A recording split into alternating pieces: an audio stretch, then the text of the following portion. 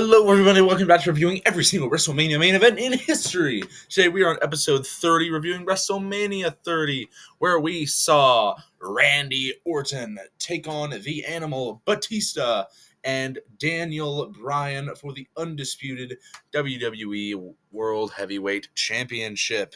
This is one of the best 30s WrestleMania main events. A lot of people love this.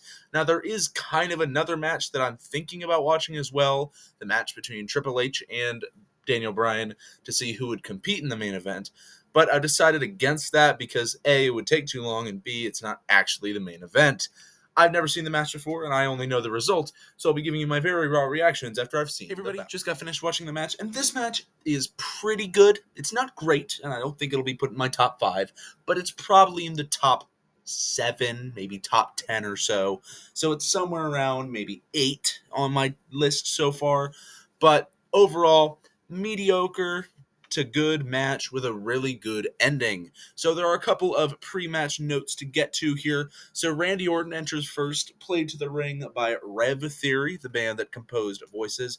I hear voices crying. That one. And Batista follows with a normal entrance. It's just, I walk for miles inside this pit of danger. Two very loud boos. Bryan is last with an injured left arm, kinda, / shoulder, as he had a match with Triple H at the beginning of the show, and he won, but Triple H, after the match, decided to attack him with a chair to that arm, which was already hurt going into the show. So that is what Randy and Batista try and work over throughout the entirety of this match. Before the match, we have the first ad that interferes in the match itself. So I haven't mentioned it, but for WrestleManias 1 through 29, once I got past the ad before the main event, I did not get any more on Peacock. This is the first Mania where I got 2 ads, actually, that interfere in the actual match. So I just thought I would notate that. It's probably because of like the WWE Network coming into existence. But, just something I wanted to mention. So the match begins, and Bryan nearly gets powerbombed early on, but gives Batista a Hurricane Rana out of the ring, which Batista sells horribly. So when you get Hurricane Rana, you want to kind of have it be a fluid motion, right? If I've got somebody up for a powerbomb, I want to just kind of dive forward. But Batista, he gets Hurricane Rana, and he's like, whoa, whoa, whoa, and then goes out of the ring. So a little strange, but it does do what it's supposed to. So after that, now Orton's like, oh, Bryan's not paying attention, and attacks from behind, specifically on that injured arm as before. Batista returns and takes control of Orton after Bryan has been thrown outside the ring and goes for a Batista bomb on the steps after a little bit, but instead he gets backdropped all the way onto them. At this point, it's basically a singles match, which they mentioned on commentary a couple of times. Bryan returns with a double dropkick on both men and does his yes kicks on both of them.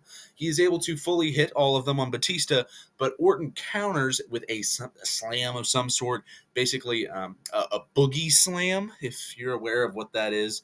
It's just spinebuster in reality, but it looks more like a boogie slam. So now Orton is in control and goes for the cover, but Batista dives in, breaks things up. The opposite thing happens with Batista going for the cover, but Bryan breaks things up. So now Bryan beats up both men. Batista is on the apron, and Bryan goes to attack him further after having focused on Orton mostly, but gets suplexed all the way outside the ring. Orton and Batista fight again for about 5 more minutes. So Bryan magically appears with a drop kick and puts the bell lock on Orton. For those who don't know, the LaBelle lock is the same thing as the yes lock. So Triple H and Stephanie McMahon appear out of the crowd. They walk in. The commentator's like, oh, shucks, them again. And pull the referee out of the ring while Orton's in the LaBelle lock because he might tap out, Who knows?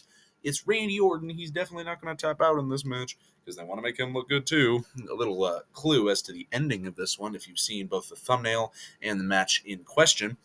And now a crooked ref, Scott Armstrong. I don't really know much about it, but the commentators say that he has helped the Authority and them specifically to screw over D-Bry.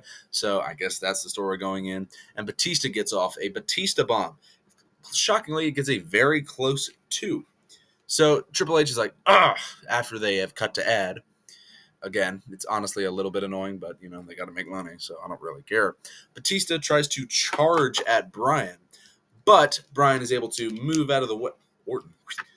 Bryan, who will be represented by AJ Styles.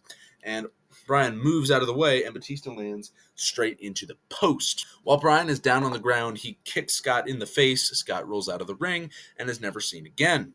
So the Authority are like, oh, dang, and Bryan goes to the top rope and leaps down on all of them, taking every single one of them out, and they leave the match after this. So now Trips grabs a sledgehammer, but he misses, and Bryan actually hits Trips with it. Because, it's going right for Bryan's head. Bryan kind of just takes it, keeps the motion going. Boom, straight to the head of Trips. Trips is down, everybody leaves. Now, while Bryan is, doing this, Batista stumbled back to his feet. So Bryan rolls over, gets the roll up, but Orton goes in, breaks things up. Orton and Batista then proceed to team up on Bryan. Batista power bombs Bryan through the table, and Orton adds what they call an RKO, but it is just a neck breaker. Like, an RKO, do you remember, is when they do, like, this, but Bryan is like this. That is called a neck breaker. And honestly, Orton takes the worst bump of this, even though it looks like it should be Bryan. Like, Bryan's going down, boom, they go through the table.